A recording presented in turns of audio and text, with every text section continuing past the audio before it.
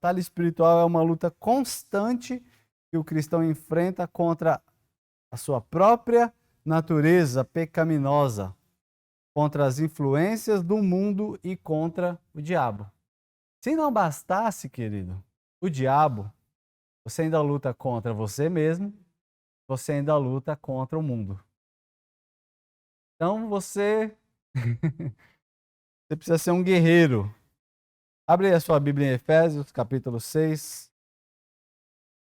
Vamos ler essa passagem. Revestivos de toda a armadura de Deus, para que possais estar firmes contra as astutas ciladas do diabo. Porque não temos que lutar contra carne e sangue, mas sim contra principados, contra as potestades e contra os príncipes das trevas deste século, contra as hostes espirituais da maldade nos lugares celestiais. Aqui é um sinal que o apóstolo Paulo nos dá aqui de como precisamos nos comportar perante e para enfrentar essa batalha.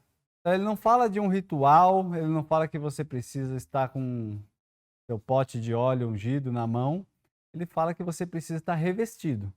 Então não precisa de um ritual, queridos. Você precisa estar revestido, e revestido como? Com a armadura de Deus. Capacete da salvação, couraça da justiça, cinturão da verdade, calçados da preparação do evangelho da paz, escudo da fé e a espada do Espírito. Tá? Então temos estas, vamos dizer assim, essas peças dessa armadura que servem para nos blindar. Não somente, né? Aí, olha só como é as coisas, né? Os extremos. Aí a gente às vezes vai orar e fala assim: Deus, eu coloco aqui meu capacete, coloco minha couraça, aí botou aqui os botões, puxa o cinto, aperta o cinto, chega perto até o fôlego, aí faz o gesto, coloca o meu sapato, mas mente, engana, não tem justiça, a justiça dele é a justiça própria, não é a de Deus. Não adianta fazer os rituais. Precisa de verdade estar revestido. Entendeu? Porque não adianta nada você fazer um, né, vamos dizer, né, um ato profético, de simbolizando que você está se vestindo com uma armadura, que ela não faz parte da sua vida. Essa armadura, ela não é uma vestimenta. Podemos dizer que essa armadura, ela é um revestimento espiritual, que você não coloca e tira. Ele está em você ou não está. Você não coloca e tira essa armadura. Ou você tem ela ou você não tem. Tá? Então, por isso que esses extremos que eu falei, até brinquei aqui, não pode existir, porque a gente acha que as coisas funcionam assim no mundo espiritual, e não é. Não tem o momento que você vai se preparar para fazer uma batalha espiritual. Não, hoje eu preciso fazer um jejum forte, que eu vou ir lá expulsar um demônio. Oxi, você está preparado não a todo tempo? Tá. Porque o demônio não vai te avisar a hora que ele vai bater na sua porta, a hora que ele vai aparecer na sua frente. Então precisa estar a todo momento. Então é disso que ele fala aqui. Primeiro ponto, a batalha espiritual ela é uma realidade na Bíblia. Então não podemos dizer que não existe essa batalha. Gênesis 3,15. Porém, inimizade entre você e a mulher, e entre o seu descendente e o descendente dela, e ele ferirá sua cabeça, e você lhe ferirá o calcanhar. O que o Senhor está dizendo aqui? Que ele já estabeleceu essa batalha desde esse princípio. Inimizade. Ou seja, ele colocou um contra o outro ali e haveria esse confronto, né? Lógico que no âmbito espiritual, desde que o Satanás tentou Eva e Adão e eles pecaram desobedecendo a Deus. Ao pronunciar o juízo contra a serpente, Deus diz que sempre haveria inimizade entre Satanás e o descendente da mulher. Logicamente que não só o descendente da mulher aqui, que é Jesus, mas contra todo ser humano, tá? Porque o descendente da mulher que ele cita aqui explicitamente é Jesus. Agora nós, queridos cristãos, precisamos o quê? terem consciência que essa batalha existe e é travada no coração humano e na história do homem. O diabo, queridos, a primeira coisa que ele não quer é que você tenha consciência disso. Por isso que ele acaba tirando o foco e levando para um extremo ou para outro. Ou você acredita até excessivamente nisso, ou você é aquela tipo de pessoa que fala assim, não mexe com o diabo para ele não mexer com você. Então, precisamos sair desses dois extremismos. As coisas absurdas que acontecem na nossa vida, muitas vezes, o que o diabo quer que a gente pense? Que é normal. Coisas não darem certo consequentemente nas nossas vidas. Áreas da vida das pessoas que não desatam. Pessoas que não conseguem terminar nada que começa. São coisas que vêm proveniente de batalha espiritual, de oposição do inimigo contra nossas vidas. E aí tem pessoas que não faz ciência disso. Ela não entende, ela não consegue discernir que área da vida dela está presa, está paralisada por conta dessa batalha espiritual. Então ela não entra na guerra contra o inimigo, porque ela não tem essa consciência de que existe uma batalha acontecendo. Para ela, batalha é o quê? Não, na hora que ele vai lá e vai fazer uma oração de guerra, ou então é na hora que ele está ali expulsando um demônio, para ele aquilo ali é a batalha espiritual, mas não é. Ou então quando ele está oprimido lá de madrugada, batalha espiritual é o tempo todo. O que acontece é que de vez em quando ela é intensa. É igual qualquer outra batalha. De vez em quando você está lá cara a cara, trocando tiro com o inimigo, e de vez em quando está cada um escondido atrás da sua trincheira, só mandando uma bala daqui, outra bala dali, e é mais tranquilo. É isso que acontece também. Na letra B ele fala sobre o confronto de Jesus e Satanás, na tentação de Jesus. Quando no ministério de Jesus enfrentou a oposição de Satanás, a palavra diz que mesmo Jesus sendo um homem, ou seja, estando na limitação de um ser humano, ele não cedeu às tentações. Tá? Mesmo como um homem ali com fome e talvez enfraquecido no seu corpo, Jesus não cedeu diante dessa batalha. Olha aqui que diz em Hebreus 4,15. Porque não temos um sumo sacerdote que não possa compadecer-se das nossas fraquezas, mas um que, como nós, em tudo foi tentado, mas sem pecado. Hebreus 2,14. Ele participou das mesmas coisas para que pela morte aniquilasse o que tinha o império da morte. Então, quando nós, seres humanos, abrimos mão da santidade, da fé, no momento de uma batalha, e a gente fala assim, mas Jesus entende. O que ele entende é que ele também sofreu as mesmas tentações, ou quem sabe até muito maiores aqui, nesse caso, e ele suportou. Então ele espera que a gente também venha suportar a batalha espiritual que se levanta contra nós. Olha só, queridos, como que é as coisas. Quando você está com um projeto, você está com algum objetivo, você quer fazer algo, e aí você verbaliza aquilo. Enquanto está só no seu coração, o diabo não sabe. Mas você verbaliza, seja em oração, seja falando com alguém, ou qualquer coisa que você faça que possa ser ouvido ou visto. A partir daquele momento, o diabo vai vir contra aquele seu projeto, aquela sua vontade, aquele seu desejo, aquele seu sonho. E ele vai se colocar em batalha contra você por causa daquilo. Não sei se isso acontece com você. Quando você fala alguma coisa que você quer fazer ou vai tentar fazer, aquele negócio parece que, porque você falou, apareceu um muro na sua frente. Aí você fala, é olho gordo. Não fala não, porque é olho gordo. Não é olho gordo, é o diabo. Não é porque a pessoa ouviu o seu sonho e ficou com inveja. É o diabo que ouviu seu sonho, seu plano, e começou a batalhar contra ele, certo? O que aconteceu com Daniel? Ele foi buscar o entendimento do sonho. E ele orou a Deus, clamando pelo discernimento. A liberação dos céus foi dada, mas o Satanás veio batalhar contra ele, para que ele não recebesse a interpretação daquele sonho ali. Então, quando a gente verbaliza, o diabo vem e ele se coloca em confronto, da mesma forma como ele colocou-se contra Jesus Cristo, que estava ali num propósito, jejuando. O diabo não sabia do que ele era capaz, ele não tinha começado o ministério dele ainda, mas o diabo sabia quem ele era. Porque ele falou assim, pula daqui, Está escrito, Deus dará ordem aos seus anjos ao seu respeito. Então ele sabia quem ele era, mas não sabia como é que tudo ia acontecer. E aí ele se colocou contra esses planos, ou seja, nessa batalha. Letra C, ele fala de um combate que é feito entre as trevas e a luz. Aquele que está em Jesus está na luz e sofre sempre oposição das trevas. Tem gente que, um engano de Satanás. Tem gente que fala, nossa, depois que eu me converti, parece que as coisas ficou pior. Não é, filho, é que agora você é uma ameaça. Antigamente você era, no máximo, aí um cavalo do diabo. Agora você passou a se virar um potencial ameaça. E como o diabo, queridos, ele já está desde a criação do ser humano, aprendendo com o homem, quando ele olha as características do ser humano ali, e ele vê, ele consegue ter uma noção, fala, cara, se eu deixar aquele ali, eu tô pego depois.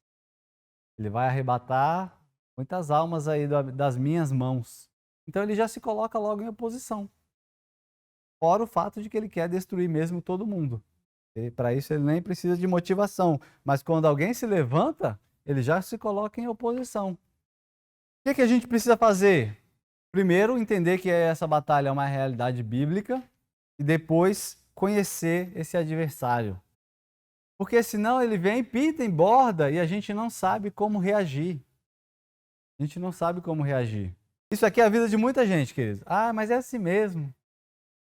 É assim mesmo. Não, a gente é pobre, aqui da periferia é assim mesmo. Não tem como ter sucesso. Não, não consigo. Ixi, é difícil. É tudo aceitação da situação que o diabo tem colocado nessa batalha espiritual ali contra a vida da pessoa e contra qualquer outra situação de pobreza, infelicidade, derrota em alguma área da vida, que a pessoa prefere aceitar aquilo como algo normal e até, não, é Deus que me pôs na prova, irmão. Mas nunca orou contra aquela situação.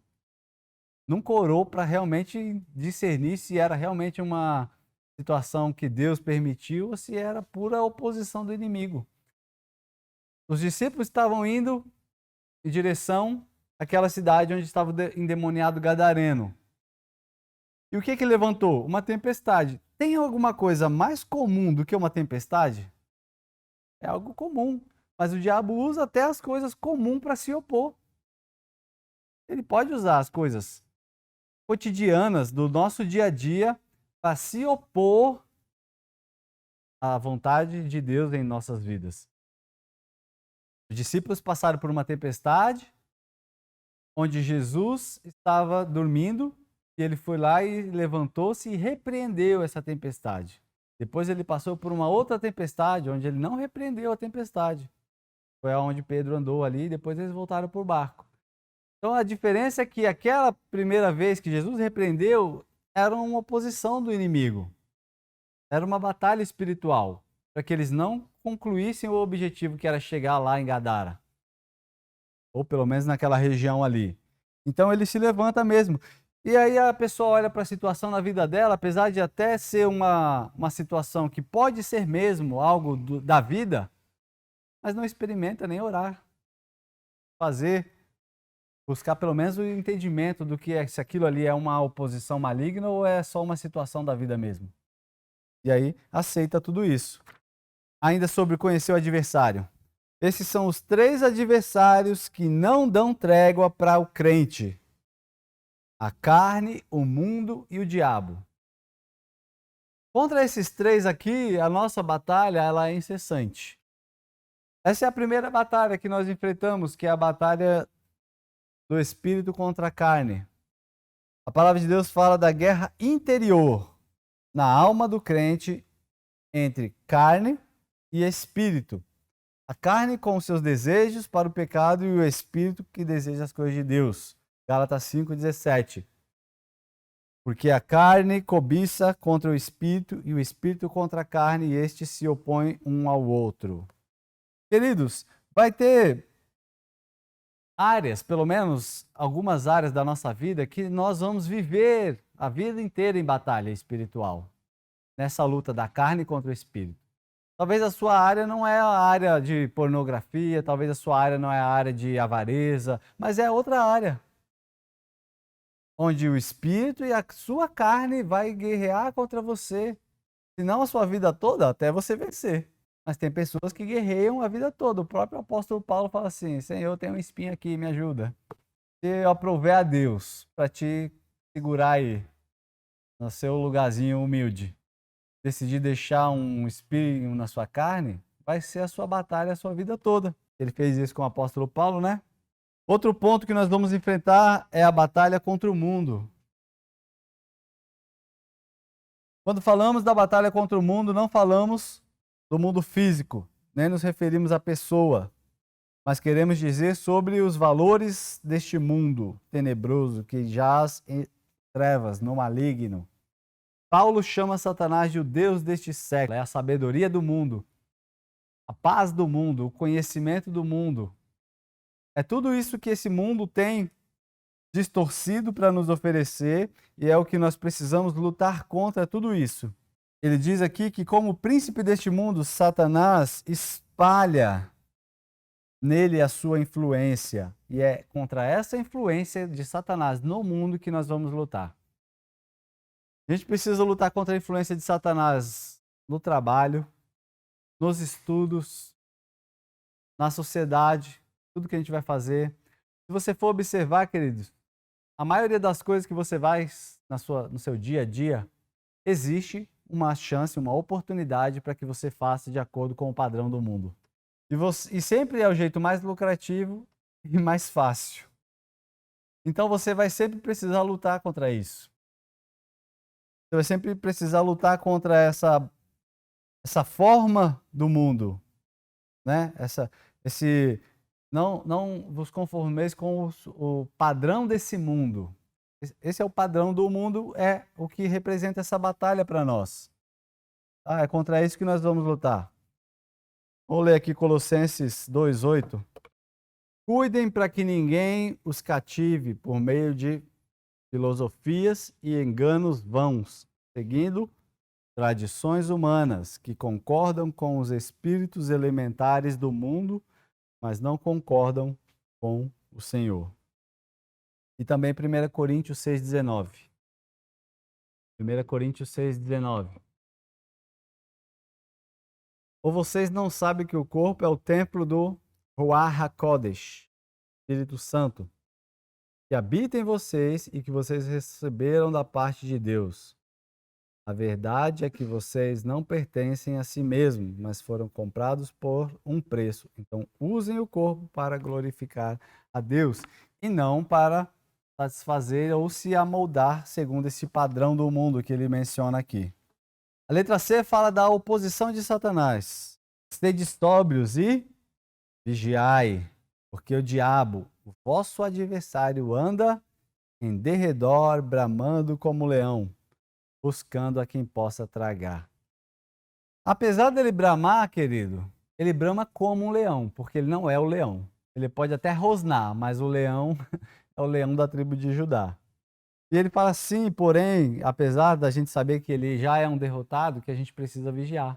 Para vencer o diabo, é preciso estar em sobriedade, equilíbrio e vigilância constante. Aí entra aqui, queridos, que nós, como cristãos, precisamos estar em vigilância constante. O que é estar em vigilância constante?